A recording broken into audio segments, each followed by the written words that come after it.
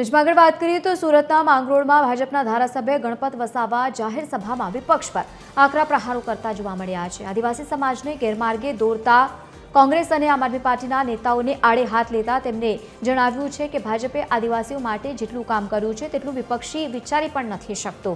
દિલ્હીમાં જનતાએ જવાબ આપી દીધો હોવાની પણ તેઓ દ્વારા આ વાત કરવામાં આવી છે। તેમણે નેતાઓને પોતાના વિસ્તારની પ્રજાની ચિંતા કરવા માટે કડક શબ્દોમાં શીખ આપી હતી। दिल्ली में सुपड़ा साफ थई गया, भारतीय जनता पार्टी नो विजय थयो।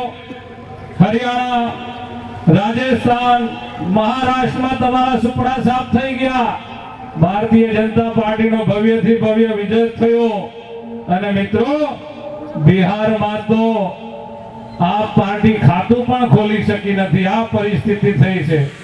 अने कांग्रेस वाला तो एटली संख्या में चूंटाया कि कदाच जोरथी ठोहो मारीए तो रिक्शा में बेही जाए एटली संख्या में चूंटायेला छे।